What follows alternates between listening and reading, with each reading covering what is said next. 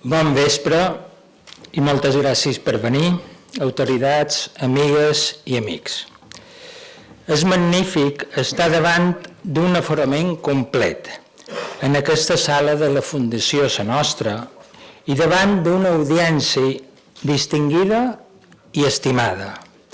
A Mallorca, ho sabeu bé, no sempre podem posar cartell de no hi ha bitllets i avui hem hagut de penjar, amb orgull i satisfacció, perquè ens acompanya un convidat especialment honrat i atractiu, un arquitecte i urbanista de renom universal, una persona de 83 anys compromesa i determinada, que ha tingut la gentilesa i l'amabilitat d'acceptar la invitació i que l'hem realitzat conjuntament des de l'Ajuntament de Ciudades, gràcies, Joan, i des del Cercle d'Economia de Mallorca. Pels que no ho sàpiguen, el Cercle d'Economia és molt plural, interdisciplinar i divers, però el seu objectiu és només un, i molt clar, col·laborar activament per fer d'aquesta terra estimada un lloc una mica millor. I per això, des de fa més de 25 anys, intentem convidar, i de vegades ho aconseguim, els millors professionals, els experts excel·lents, els savis reconeguts, en definitiva, a les persones que d'una o altra forma puguin ajudar-nos a viure més i millor. I Gehl és, sense dubte, una d'aquestes persones excepcionals, un gegant de l'arquitectura i de l'urbanisme mundial, que, com una llegenda viva, és artífex de transformacions exemplars a Nova York, Moscou, Melbourne, Xangai o la seva natal Copenhague. I fidel en el seu compromís, ha respost a la nostra cridada i està avui aquí amb la seva esposa Ingrid. Moltíssimes gràcies a tots dos. Ara mateix ens explicaran els seus innombrables mèrits, crèdits i premis, però permetin que els digui que ahir vaig poder comprovar, mentre se'l va experimentat goig, plaer i alegria d'un platet d'olives trencades, a tramuntana.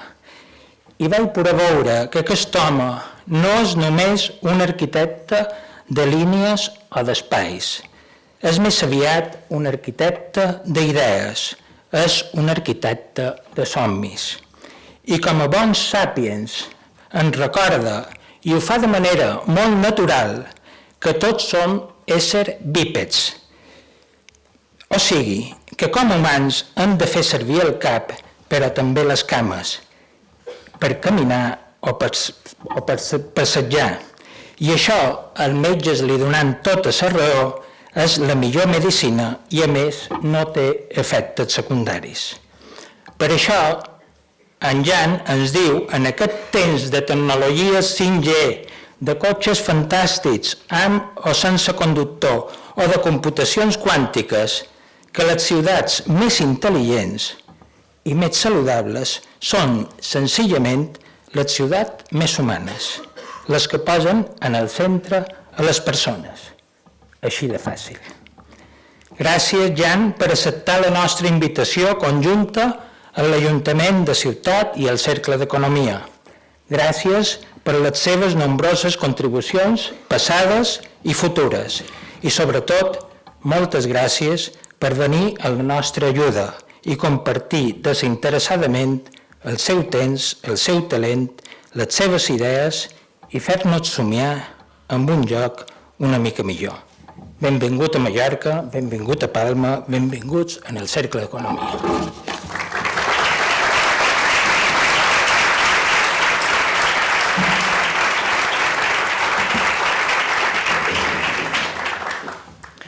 Bé, jo des de l'Ajuntament de Palma volia agrair per començar la presència de tots vosaltres. La veritat és que és un goig veure aquesta sala i l'atenció que ha suposat i l'interès aquesta visita d'en Gehl aquí en aquesta ciutat. Això significa que no és un referent només per les polítiques que volen fer des de l'Ajuntament, sinó també és un referent per moltíssima gent, la que esteu aquí, i els sectors o dels àmbits allà on vosaltres feu feina o sou part activa d'aquesta preocupació per quin tipus de ciutats i quin tipus de pobles volem. Però, a més, evidentment és un honor, com se deia, tenien en Gehl aquí. We are very glad to have you here. Thank you very much, Jan. I crec que també he de donar les gràcies al Cercle d'Economia per fer possible aquest acte. Aquest acte ve donat per aquesta col·laboració entre l'Ajuntament i el Cercle d'Economia, però està marcat dins tot unes jornades de reflexió i debat conjunt que volem fer des de l'Ajuntament, conjuntament amb altres institucions i amb la societat civil, per definir precisament això, quin tipus de ciutat volem, quina és la ciutat que tenim ara i que volem en el futur, i poder-la construir d'una manera col·laborativa i cooperativa entre tots i totes. I aquesta és la primera jornada que feim, però properament en els propers dies, de fet dijous en tenim planificada una altra amb el Col·legi d'Arquitectes de les Illes Balears, també de dins una altra temàtica relacionada amb Som Busquets. Però avui el que voldríem ressaltar és precisament aquesta trajectòria d'en Gehl, que és un referent internacional, i com a tal el volíem dur aquí precisament per això, per poder conèixer diferents experiències d'arreu del món, per veure com s'han solucionat reptes que tenim conjunts, perquè aquesta ciutat l'hem de definir, com deia, conjuntament, en la participació ciutadana i en la participació de tots els actors econòmics, socials, institucionals i també de la societat civil, però creiem que tots han d'anar enfocats com a mínim a dos objectius, a dos reptes que tenim, com millorar la qualitat de vida de les persones i com ho feim sempre respectant el medi ambient. A vegades parlam que tenim uns grans reptes que no sabem com resoldre, la mobilitat, com feim per reduir aquesta dependència en el vehicle privat que tenim tan fort a Palma o a les Illes Balears, o com millorar els espais públics.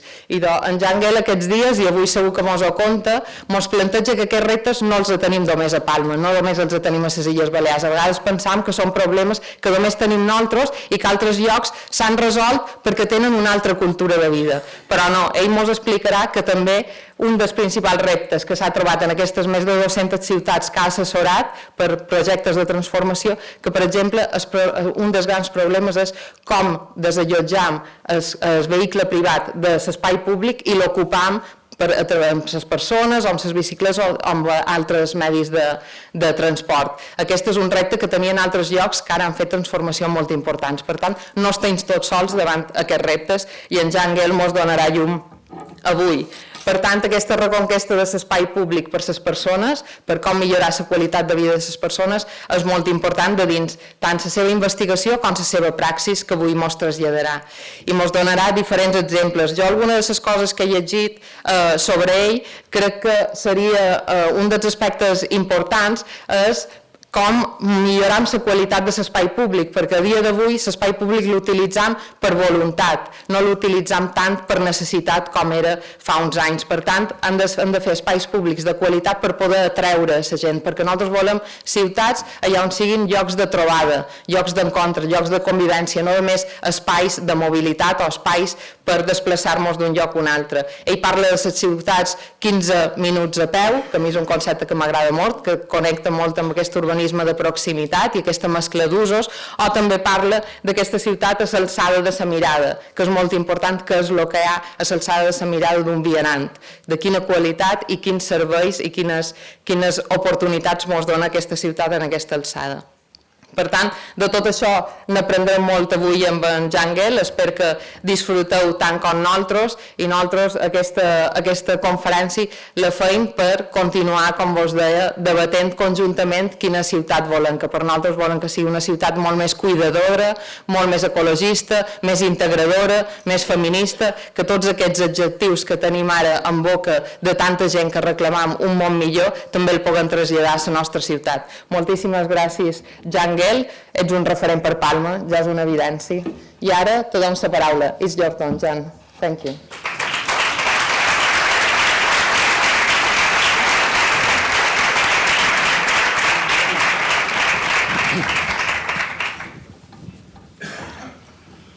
Does the microphone work? It works. Great.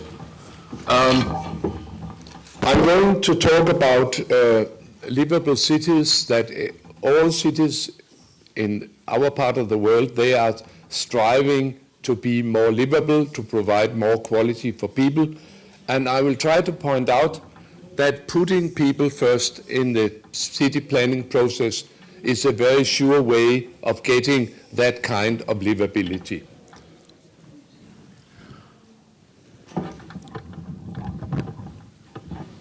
This is my screen also. I will go back in history to the 20th century, and for the past 50 years we've had some major problems. But before we had the problems, we had the good old days. I think the good old days, they ended about the end of the Second World War, and all the cities all over the world, in America and Japan, in Sweden, wherever, they all looked the same, because all the cities in all these places were built for the same client. Homo sapiens, the slow walking animal with this high and these senses. And if you have this part, this departure point of Homo sapiens, it will all look like this. But that took an end, because then we had the modernism, which came in and said, now everything shall be different. This is a sketch by the famous architect Corbusier saying that cities are bad, what is good is freestanding buildings. And then we started to celebrate these freestanding buildings, and what was not built upon was leftover space. One of the worst things the modernists did was that they declared that Homo sapiens was dead. Now we have a new species, modern man. It was not modern woman, it was modern man. And modern man was characterized that he was running full speed from his bed to his work and back to his bed to recuperate and be ready for next day. Modern man was a new species we should build the cities for. They should be very rational. They should be, actually they became very technocratic.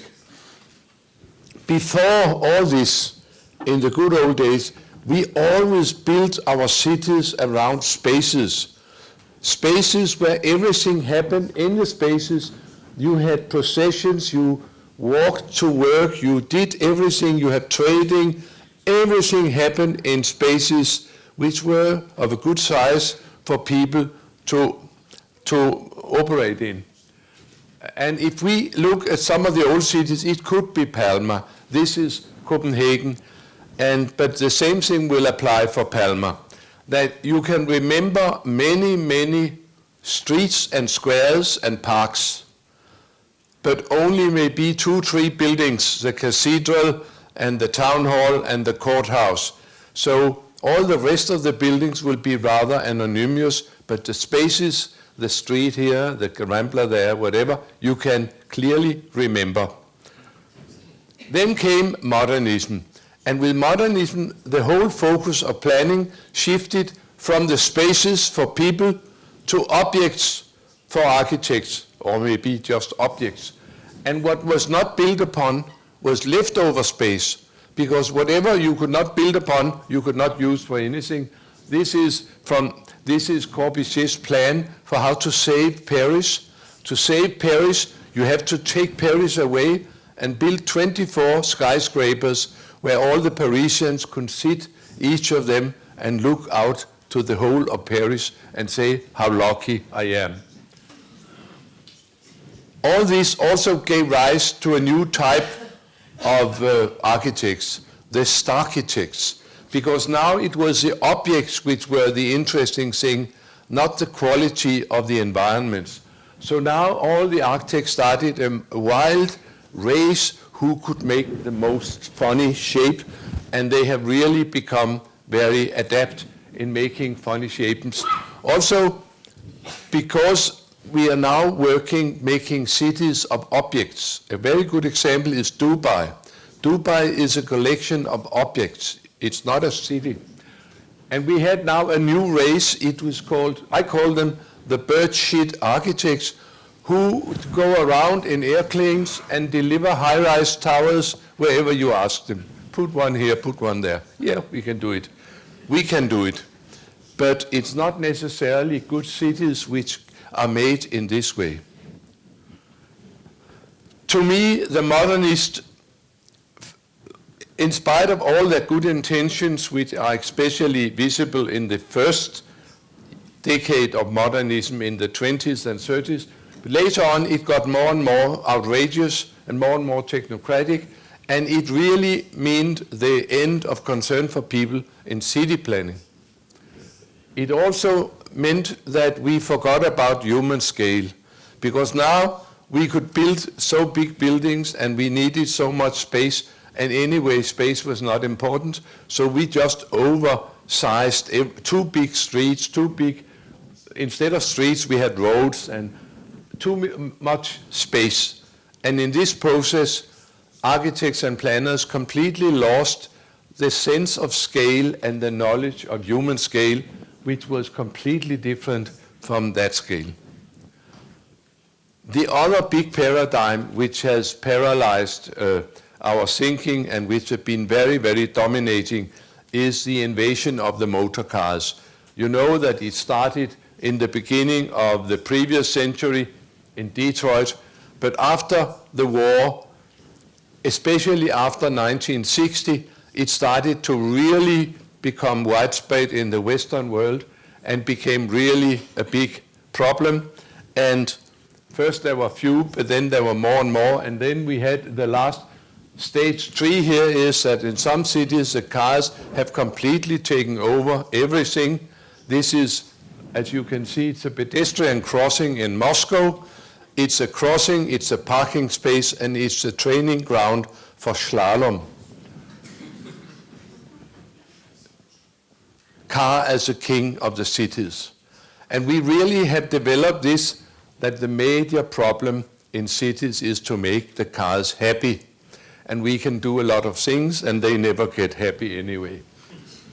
Also, with the cars came another confusion about scale. Earlier on, we had 5 km/h scale.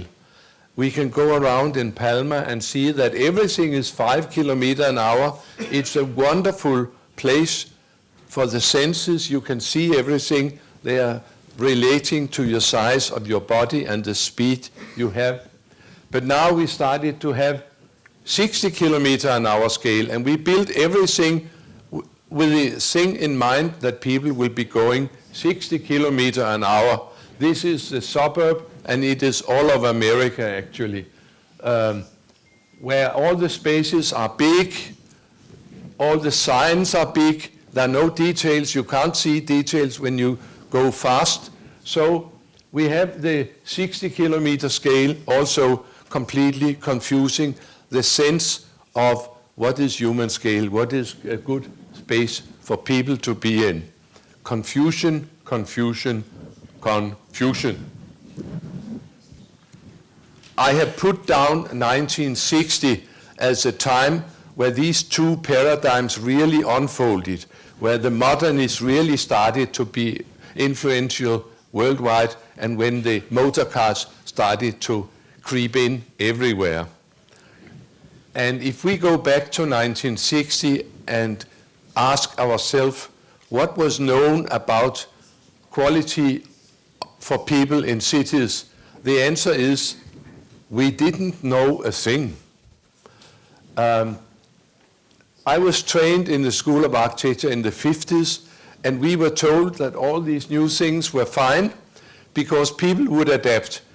Homo sapiens was wonderful. He could adapt to anything. It didn't matter.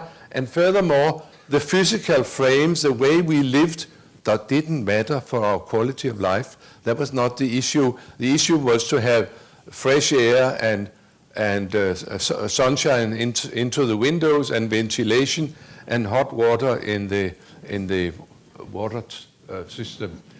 They knew nothing about quality. And why didn't they know? Because before all these new influences, in the old days, they knew a lot about quality for people. And that was handed over from one generation to the next. And things were done by tradition. They knew this was good, this was not so good. But the modernists, they started by saying whatever is old is redundant. We must throw it out because now we have modern man, and modern man cannot live in this kind of city as Palma or other places in human scale.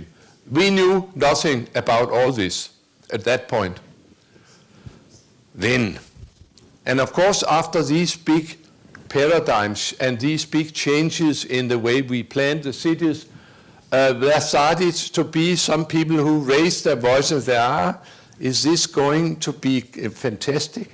The first strong voice was coming from America. It was Jane Jacobs. She had a fantastic fight.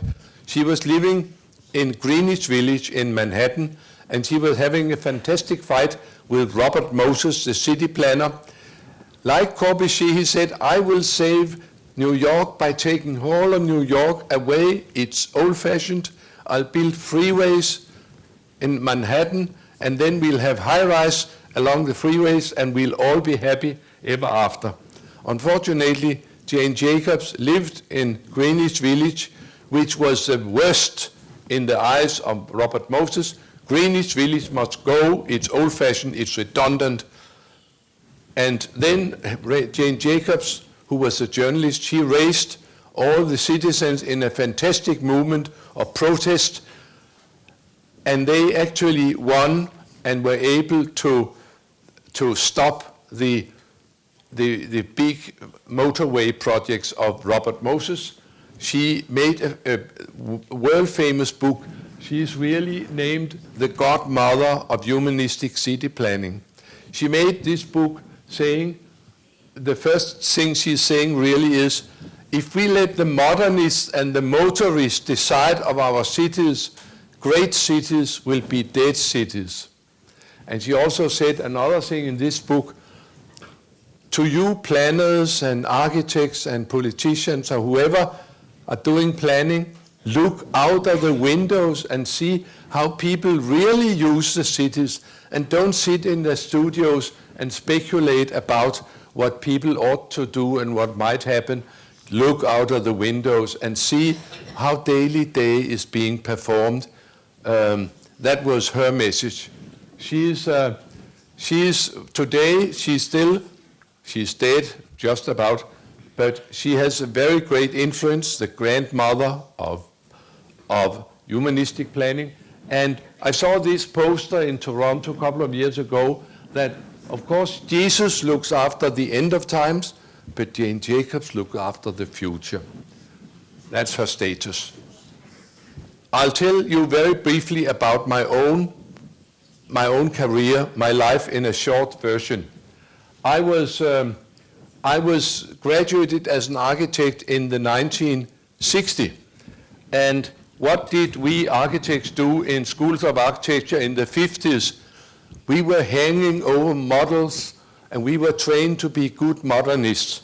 And to make a good city, you had to be at least 5 kilometers up over the model, and then you took the objects and moved them around.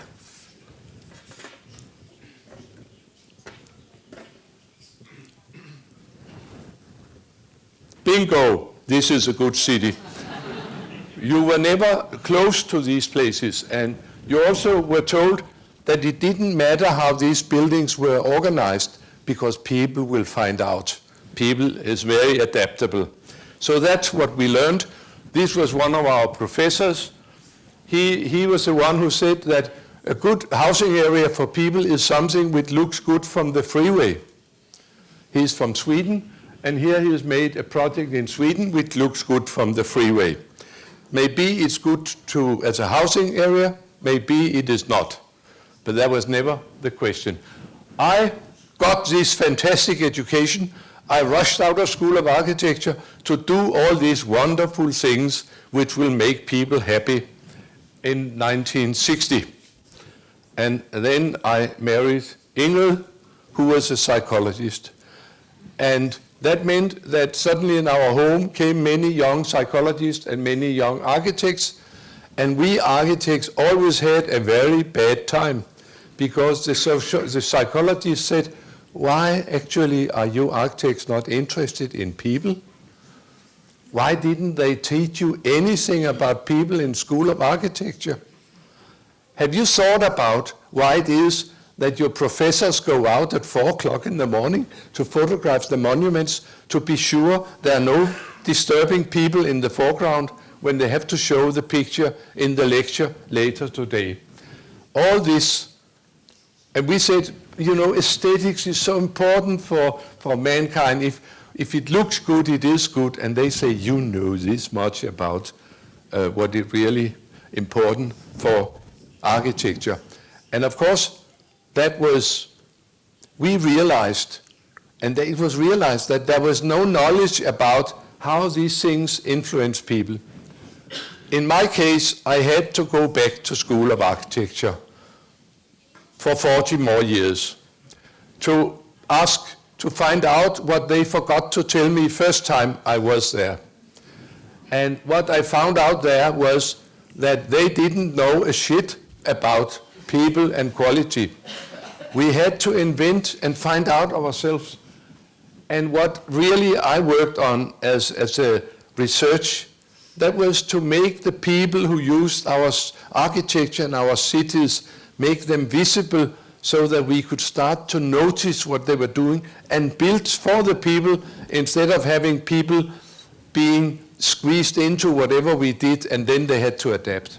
We should adapt the buildings to the people. What happens really actually was I was sitting on my behind for 40 years and I was watching people, how people behaved in many countries, day and night and on holidays and in snow and rain, just to see what the various factors influenced the kind of life which was going on. So there I was sitting and noting down what I saw and trying to put it in order and systematize the knowledge. I'll just give you 2 little stories about the kind of things you find when you watch a little bit. One thing here is our School of Architecture was moved from one location out into an army barracks in the harbor front, and the dean of the school called in a very good landscape architect and said, will you do some landscaping here? And he came and did some wonderful grass lawns which had an elevated edge of rusty iron, because that's how grass shall be treated nowadays. So he made these wonderful lawns. And what is this in the corner here for? What is in the foreground? That is a corner of the building, and that's where the students come in. And what happens when the students come in? The building in the background is where you get the coffee. And the moment the students come around and see the coffee, they go for the coffee. But the landscape architect thought that maybe they go in right angles until that's not Homo sapiens. Homo sapiens hate to waste energy, his own energy. He always goes directly for the coffee or forever. We take the straight lines. We don't let funny ideas in architecture slow us down. So 2 weeks later, the landscape architect had to come back and finish his project. Very simple. A little observation which could save much work in many places. Another set of observations, that is what we call the edge effect. If you have to wait for a long time somewhere in a square or street, if you stand out in the middle of nowhere, we actually call it the middle of nowhere. We stand here and you move a little bit about, you're waiting, you're looking at the watch and you wait and wait. And after about 10 minutes, the other people will say, what's he standing there for? That's a funny way of standing in a space. Maybe we better call the police or something. No, if you are to wait for a while, you go discreetly over and place yourself in the edge, maybe next to a column, which is a very quiet place. This is the way where you should be, and that is natural. And that's because our senses are all here So when we are out in the edge, we can see everything, and we are not in the way of anybody, and we are not sort of very obvious in the middle. We are out at the edge. We are quietly here, and nobody can come up from behind and, hello, John. Oh, then your back is protected out by the wall. So we always stand by the wall, and that's very, very international because that's part of Homo sapiens. So we can see it in the square of St. Peter and in Barcelona, all over the place, in the buses, wherever. Then you start to say, maybe architects are different from other people. Then we made a very careful study of architecture students' behavior in a number of places, and we found that architects are like other people. They also like to sit out by the edge in the spaces. And then, of course, you can raise the question, who put up these benches? And who do they expect will come and sit there? You shall be desperately tired to sit there. Nobody will sit there. I can give a written guarantee. It's because it's against everything we know about human behavior. If you do this, you better bring in some bronze people so you are sure that there will be some people. But that was never the intention to do it for the bronze people. So we can learn so much just by seeing how man uses space. And in my case, I started to systematize this and put it down in my little thesis of my PhD. And the one, the black girl up there, not the brown girl, but the girl in black sweater, she has the Spanish version. And the book is called Life Between Buildings. And that was about that whatever happens between the buildings is just as important as what happens inside the buildings. But I like the Spanish translation or the Spanish version. It's called Humanizing Public Space. These books, there were no knowledge about all this, about people and architecture and cities. So much to my surprise, I saw my little funny books become published all over the world in more and more languages, funny languages, and whatever. Then came later on in 2010, actually 40 years after the first book, this foundation which have supported my research so generously. They came again. I was retired from university. I thought I would be safe now. But then they came and say, hey, Jan, we would like you to put everything you know together in one book while you can still remember it. And then I had to make this one, Ciudades para la gente, so we made this book, and this, much to my surprise, has been spread all over the world in no time to speak of. And it's not because it's a fabulous book, really. It's because so little knowledge is there about this subject that when there is some knowledge, it's being distributed very easily. And it also shows to me that all over the world there are lots and lots of people and architects and planners and people and politicians who are quite suspicious on what's going on in city planning, who feel that something is missing, who feel that the human dimension is not strong enough and would like to know more. That could be the reason for the distribution of a book like this one. It is good news for you guys. The only version which is in the internet freely accessible is the Spanish version. And that was done without me being told about it. But you can just go in and seek it out, and you can see the whole book in Spanish for free. Be my guest. I was very critical because the publisher at once stopped printing it. And then I found another publisher in Mexico who would print it if I promised to come to Mexico City, so again to Mexico City, and he printed it, even if it was on the internet. But, yeah. Being an old man, which I am, it's been a fantastic experience to see how my books are being spread and how they are being used worldwide.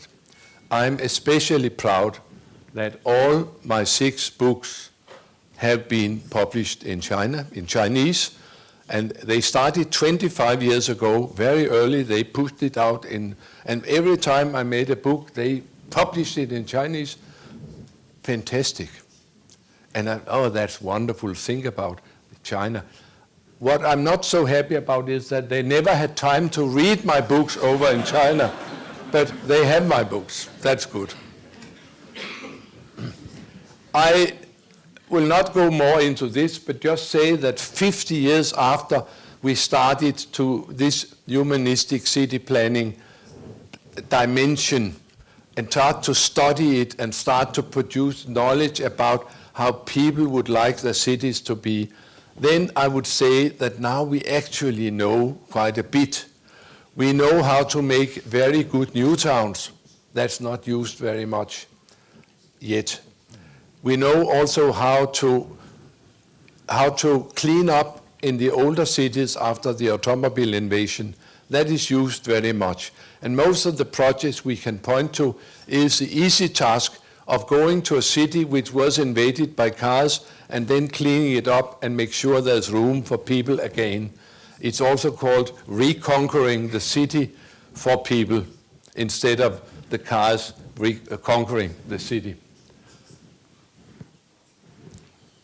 Break.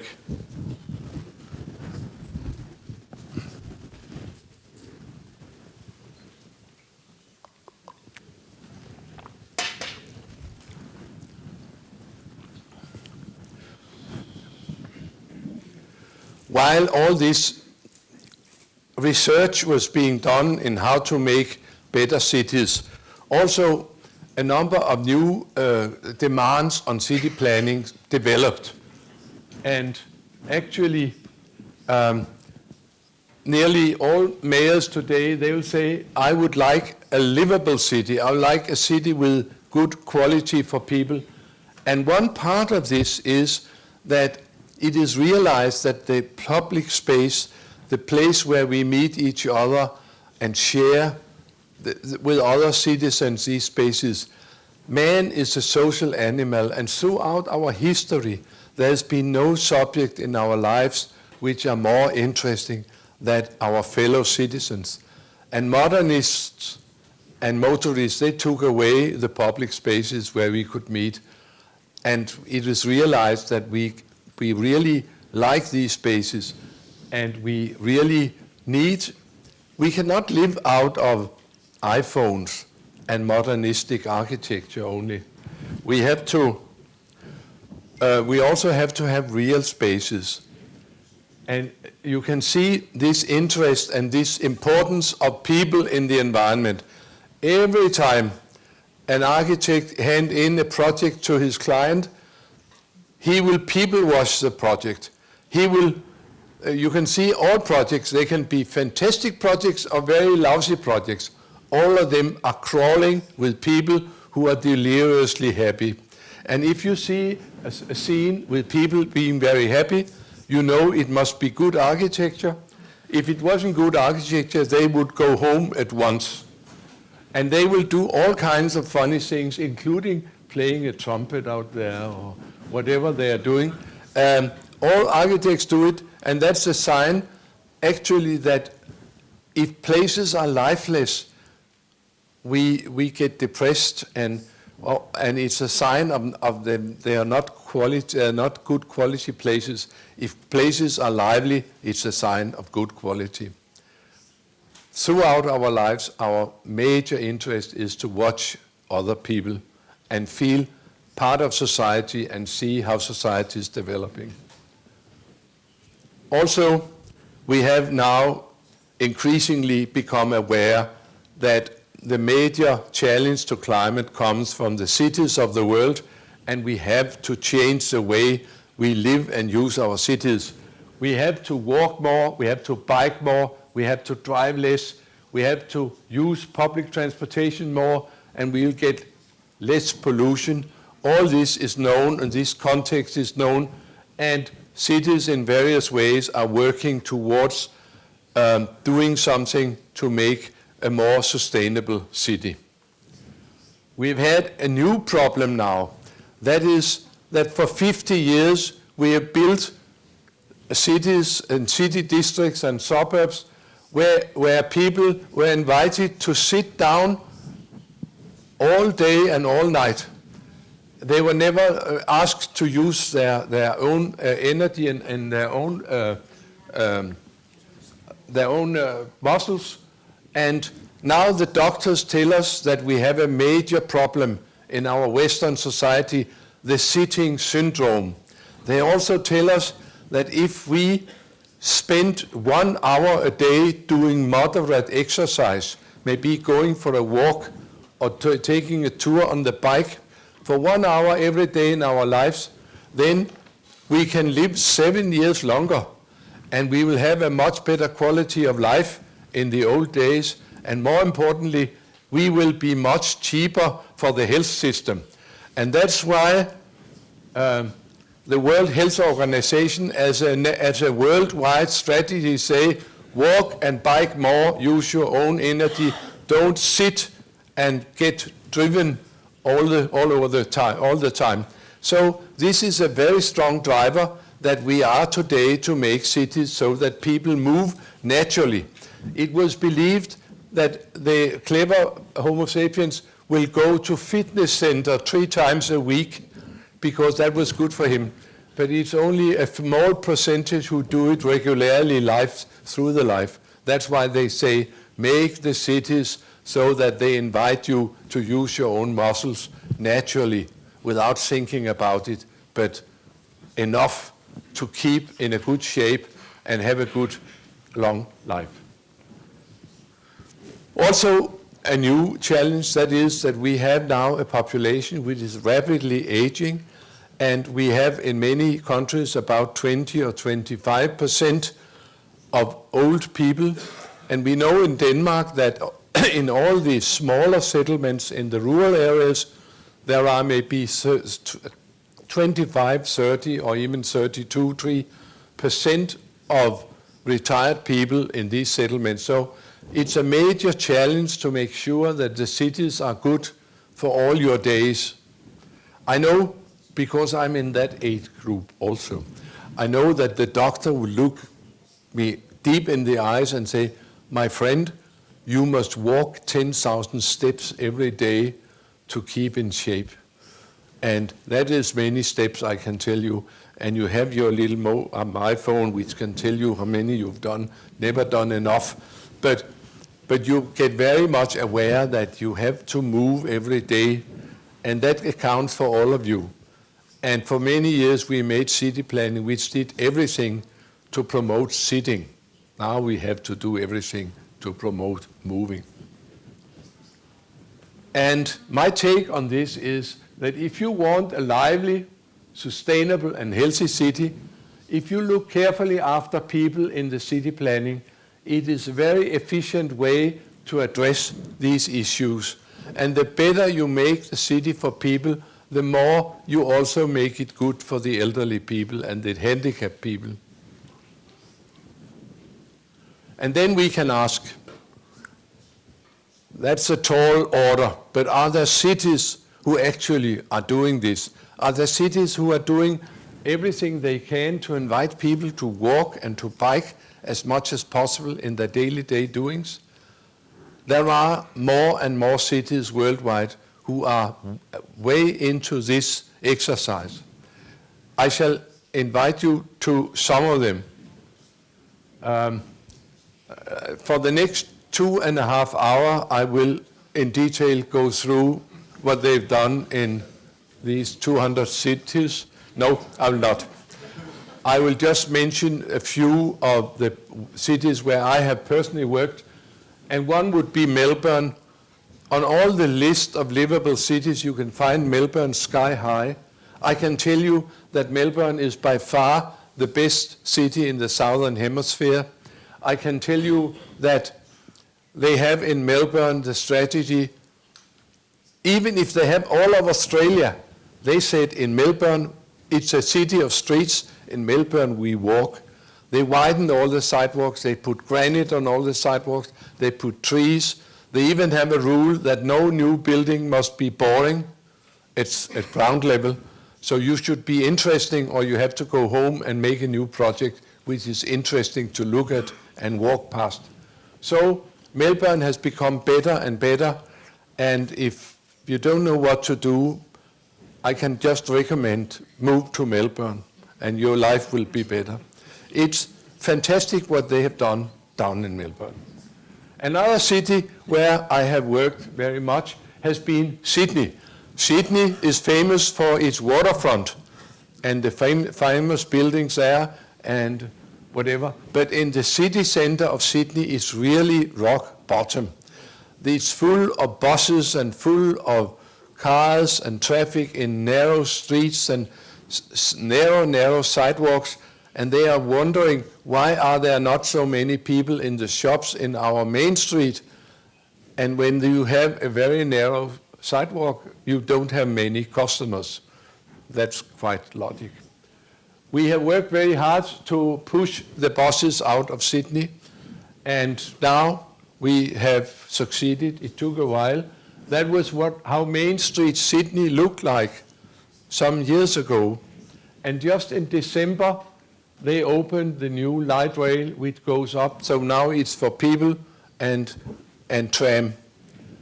And here's how Sydney looked in the downtown. Here's how it looks today. And we've seen a fantastic raise in the number of people using the city center.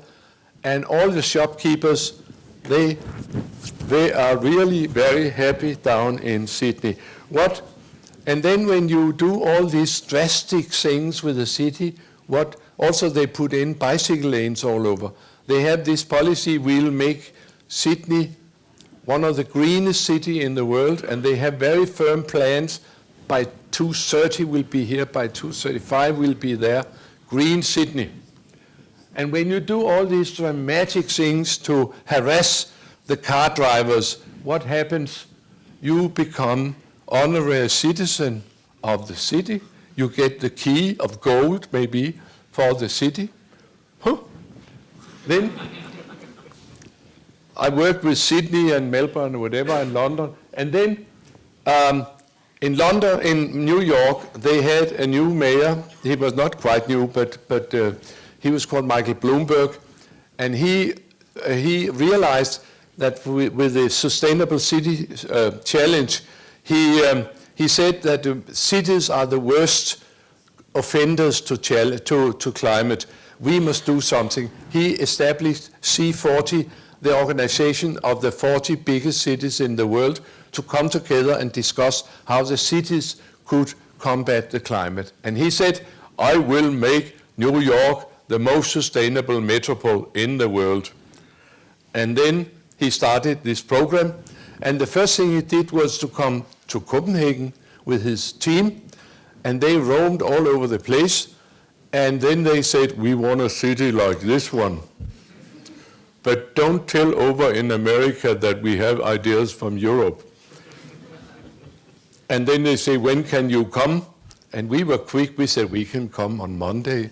And then we went to New York, and it was very interesting to work with Michael Bloomberg because he was very strong and he was also very wealthy. I don't think that we were paid by the city council, but by some other funds to be consultants for New York. And they put up bicycle lanes all over New York.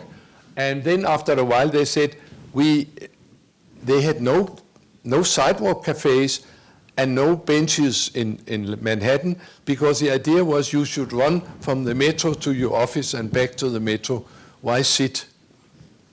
Then they started to think it could be nice to have a boulevard like Champs-Élysées in New York, because the idea that there were no benches and if you were tired you could go down in Central Park, that's 4 kilometers that way, that was not so good.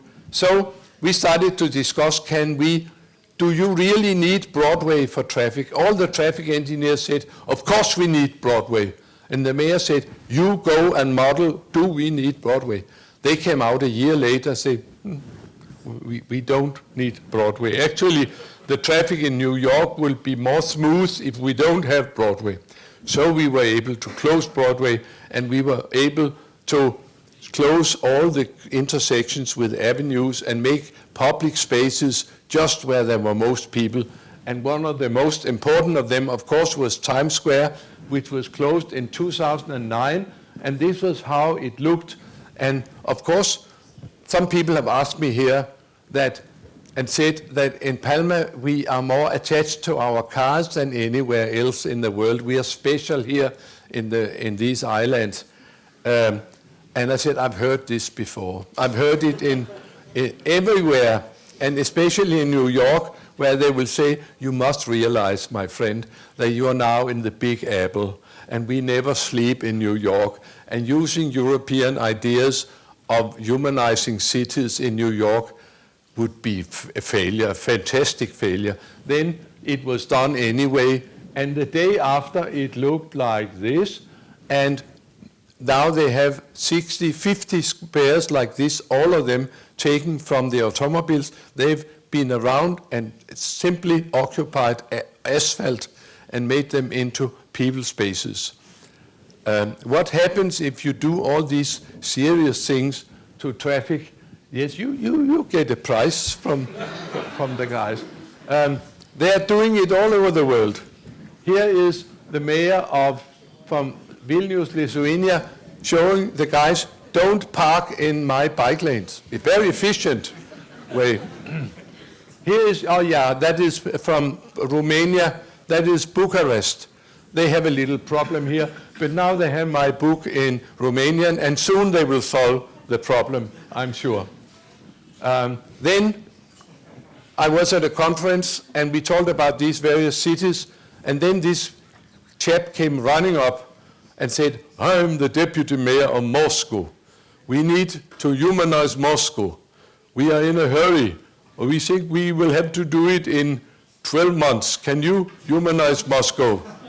And I was quick. I said, yeah, we can come on Monday. And then we rushed over to Moscow, and I've never seen a city where which had in this degree been invaded by cars. They had so many cars, and it appeared they had no parking rules. They have no parking fee and no parking police. And the freedom from communism meant that they could park everywhere. And they parked everywhere. This is a one-way street in the center of Moscow in 2012. This is a little residential side street in Moscow. This is the sidewalk on the main street of Moscow. Of course, they had not enough parking, so they parked the cars also on the sidewalk, and people were left with 1 meter to go through the city, main street, in a city of 14 million people. And then in this process, I was invited. We were asked to come up with some ideas for improving humanizing Moscow. I was invited over by the big man, the Lord Mayor of Moscow, Mr. Sobyanin. And he said, they are a little bit, they don't like to be criticized over there very much. So he said, what would be in your report about Moscow? And I would say, I think that the idea of parking all over, and especially on the sidewalks, you can never have a good city for people if you have these kind of ideas. And then when I came next time, 2 months later, there were no cars on the sidewalks because they have very efficient democracy. And if they forget the new rule, mayor has a little car here which comes and picks up your car, and you don't know where they take them. But they rumor that they take them to Siberia, and you never know if they come back from there. But this was very efficient, and Moscow has seen a fantastic transformation in very little time. I'll show you some pictures from Moscow and the fabulous work they've done there. They, of course, have introduced parking rules. They have cut down on parking. They've cut down on lanes on the streets. They widened the sidewalks. This is Main Street, Moscow sidewalk in 11. And this is Main Street 1.5 years later. Instead of cars, they now have benches all the way. Instead of a gray street, they have a green street. And they've taken down all the advertisements in the air. So you can now see Kremlin in the distance. And the quality of Moscow center has been so nice that they don't need overcoats anymore, as you can see. Fantastic change. This is another corner in Moscow. It is near the Pushkin Monument, where over the time various elements have moved in. You come back there now, 5 years later, and it looks like this. It's granite, it's got sidewalk cafes, it's got trees, and you can even find the metro station, which you could not find here because you thought it was a McDonald's. All the riverbanks in Moscow were used to transport, to mobility, to cars and parking. And then we talked about that, what do they do in London, in Paris, in New York? What do they do with their waterfronts in other cities? They use them for recreation. They reconquer the waterfronts for the people. In Moscow now, they're full speed doing recovery of the waterfronts for the people of Moscow. They also have the idea that it would be wonderful to have swings on the public spaces. So they have a lot of swings, and the Moscovites, they love to swing. These big swings, city swings, 3-4 people can be there, or a couple can be there. And we put in benches all over the place. And when I was there last in Moscow, they said, Jan, we have a serious problem now, the baby boom of Moscow. And that is because of your humanistic city planning. And I should say that I'm very proud of being the reason for baby boom in a place which was completely ruined by too many cars and too few rules and too little respect for human beings. What happens when you do all these awful things to the cars? You get a medal.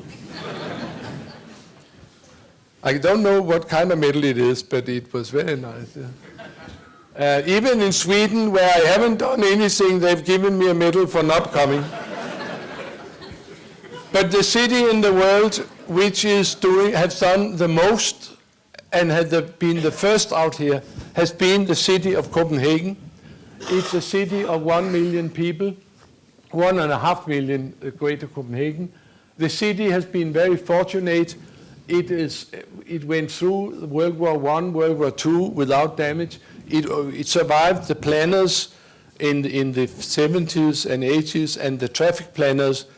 It survived all this, and it was just invaded by cars, but they started in 1902 a process of reconquering the city space for people.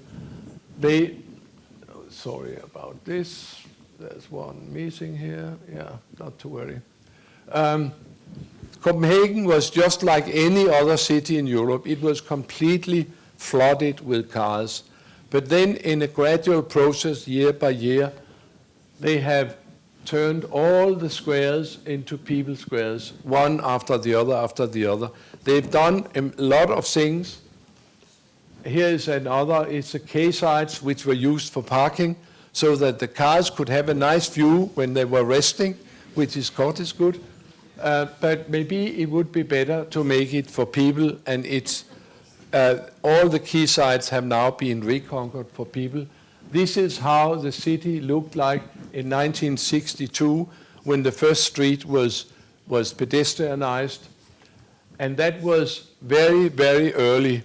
That was at a time when taking the car out of a street was really, there was wild discussions in Copenhagen. They said that we are Danes, we are not Italians, we'll never come out of our Volkswagen, we'll never use a street for people, all the shops will go broke. all this was said, and they did it anyway. And then the next day you started to be Italian, and you become more and more Italian ever since. But I'll just go back to say that in Copenhagen we had a special situation, because we at the School of Architecture, we had a research unit about people in cities, and that came to influence the city planning very much, because we always used to study Copenhagen and make reports about Copenhagen. The more good things they made for people, the more reports we made. And in the end, the city came running over to university ever so often and say, what shall we do next? How did this work? And where can we do? Can we make this strategy or this strategy?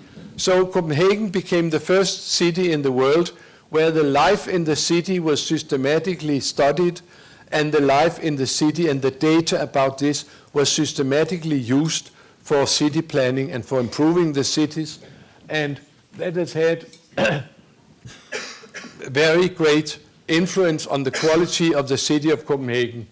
We have the saying that what you count, you care for. And for many years, in all the cities, we've counted all the cars and not known anything about the people. But now in Copenhagen, we started to know just about as much about the people as the traffic engineers would know about the cars. We can see now that all this development, it falls in a number of phases. The first was to provide for people to walk in the city. There was emphasis on walking, promenading, and that was the time when they introduced many of the pedestrian streets. But then in the next phase, you know, when people have walked enough, they get tired and want to rest. And the next phase was from 80 and to 2000, where more and more focus was on not walking, but having a good time. So that was a time when all the cafes went in, and that has to do also with tourism, because tourists doesn't walk all the time, they want to sit also. And also the Danes started to have more leisure time, so city became a place for recreation, and out in the suburbs you could hear the birds, but in the city you could see your fellow citizens. So that was a time when all the cafes went in, and also culture started to take up. All these nice spaces which were made for people were ideal for opera festivals, for ballet festivals, for poets reading poems, for jazz festival, for wild parties, for carnival. All these cultural things started also to use all these venues which were created when the cars. Now we are in the third phase where more and more emphasis is now on sports and activities and movement. It's on bicycle and skateboard and running, whatever. These are also, the public spaces are more and more exciting and funny and modern looking. It's a new era. We are now into the next phase. That is where we have had, of course, as all over the world, we have more and more extreme climate events, cloudbursts, that lots of rain coming down. So now much effort goes into making the city so that it can survive these severe climate, which is part of the climate change. And what they do in Copenhagen, they've done that in a number of places. They have made complete areas which used to be flooded. They turned them into a sponge with a lot of trees and grass and green roofs and everything to stop the rain from going into the sewer, to keep the rain. And they've turned their squares into wetlands, which can be a lake when you have much rain, and when you don't have much rain, it's a wonderful place for recreation and play, whatever. Copenhagen has been the first city in the world who have officially made a strategy. We will be the best city in the world for people. And it's not about only that you should walk, but they say we would like people to leave their houses, their homes, as much as possible. Don't sit at home and look at your screens. Come out, walk in the city, use our public spaces, our parks. It's good for you, it's good for the safety of the city, it's good for the livability of the city, and it's so valuable that you meet your fellow citizens face to face. So come out and participate. That is part of this. And that is also good for social inclusion. And they say that the more people use public spaces, the better for the democracy. That is all in this pamphlet or this policy, which is now 10 years old. This policy also is not only for the city center, but for the whole city. And here are some examples that instead of the old streets, which were like this one, the new streets here, this one had 4 or 5 lanes. Then all new streets, all these streets have been transformed. They have now 2 lanes, one this way, one the other way. In the middle there is a good median so that you can rest until you continue. There are street trees, there are bicycle lanes. And that lower street is much more beautiful than the other one. It is much more safe for all categories. And it can take the same number of cars as the other street could, because the traffic engineers now are much smarter than they were 20, 30 years ago.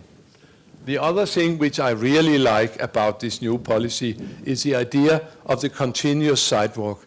They say it's not in the United Nations human rights that the cars, every time they come to a crossing, the cars should be able to go freely through. They've turned it around, say no, we shall all the time say maybe it's more reasonable to let the people on the sidewalk and the bicyclists have the priority, which they do in all the major streets. We have what's called the continuous sidewalk policy, the continuous bicycle lane policy. That means that all the Mercedes have to stop there and let the people pass until there are no more people, then they can go on with their life. That is the opposite. I think that's very civilized, very, very nice.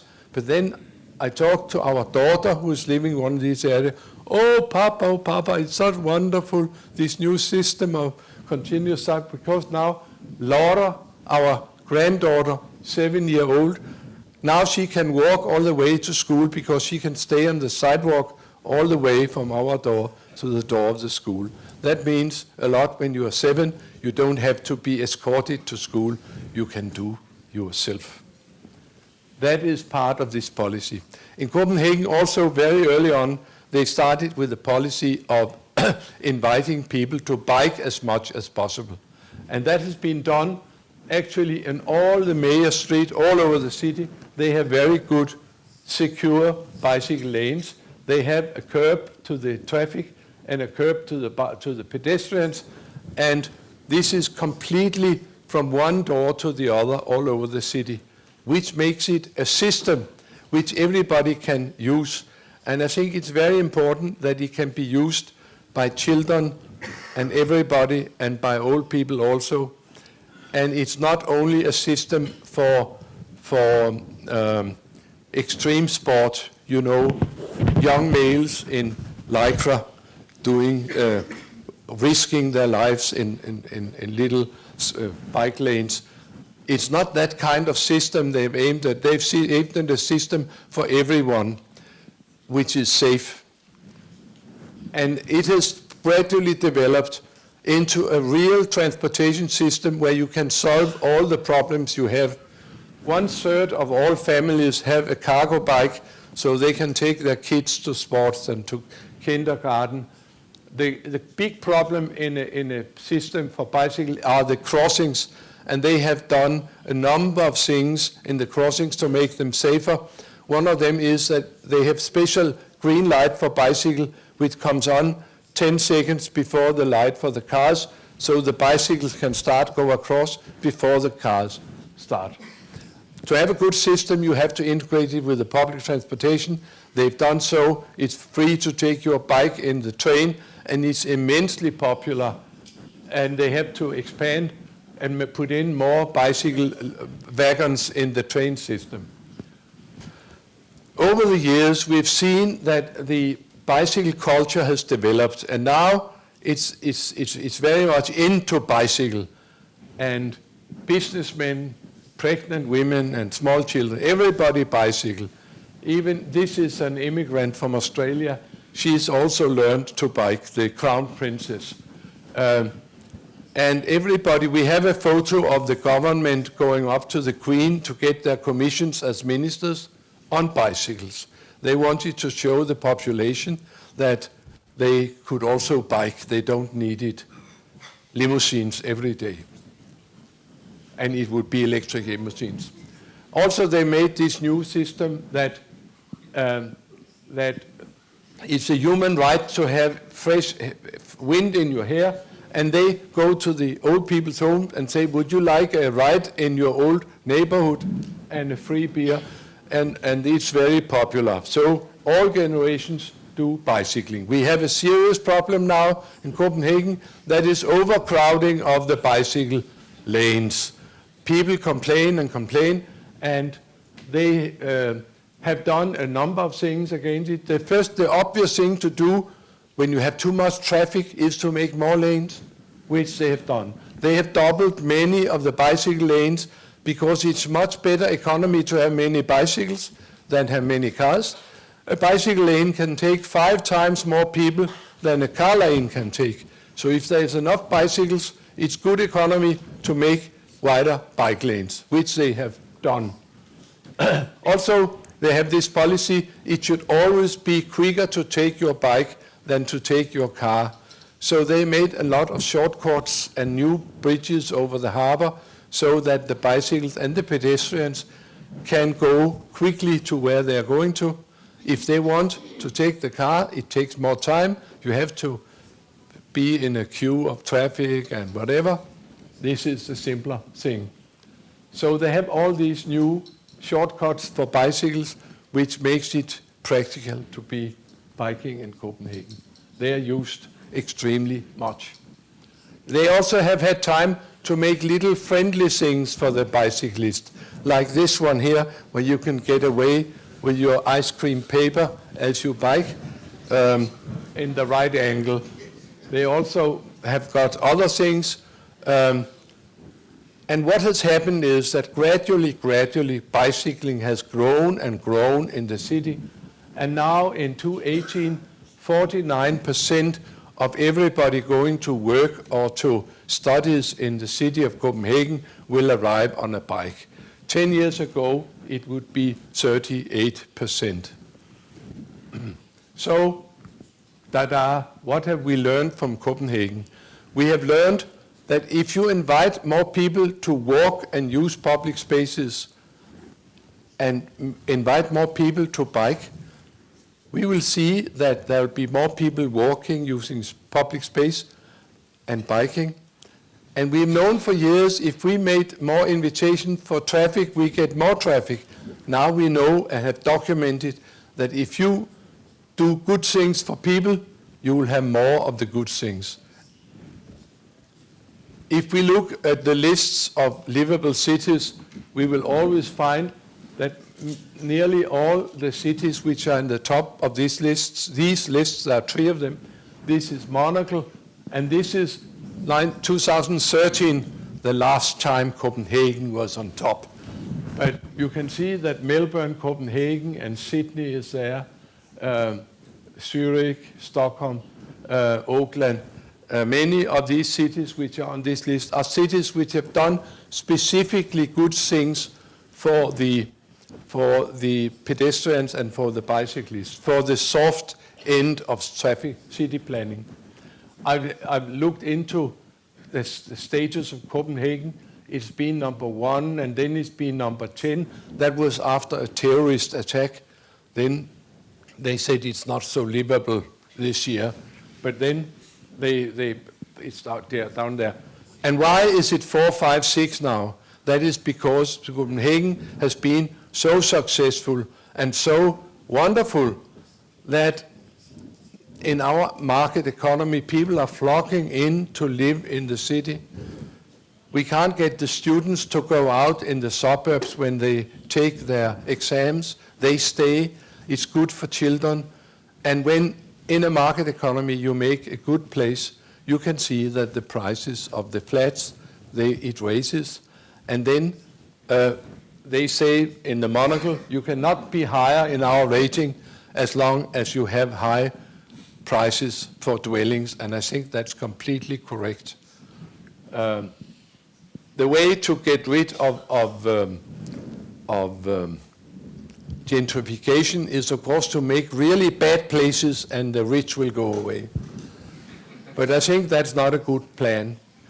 You have to make many more good places, and especially in many of the suburbs, there could be a really need for much better places. And also, I think that it's not a matter for the city planners to get rid of gentrification. It's very much a political and a social matter which has to be organized through laws as they have in Amsterdam and Vienna especially. So here is the current list, but still you can see Melbourne somewhere, and you can see Sydney and whatever. Madrid has popped up now.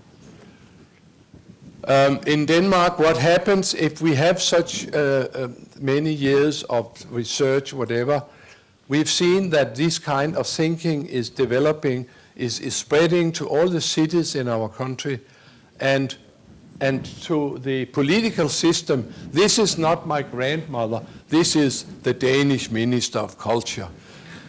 She was asked to do a photograph for a series of European ministers of culture sitting in their favorite chair or sofa reading their favorite book. And she came to me and said, Jan, I took your book. I took the English copy so people can see what I'm interested in. I like that.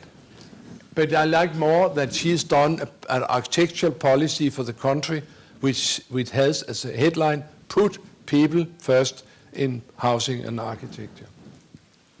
Oh yeah, what happens when you ruin a city with all these bike lanes and all this? For God's sake, they have put my portrait on the doors to the metro in my lifetime. That is really moving. And even better so, my very best student ever, one of my best employees and most prominent people in our company of Gehl architects, she's just been named City Architect of Copenhagen. She will continue the humanistic city planning in Copenhagen, and I can rest assured it will be looked well after. I will wish you, all of you, a great luck in making a great city for people here in Palma. And with 3 books in Spanish, you should have a good start. And one of the books are even on the internet, so there are no excuses. Good luck.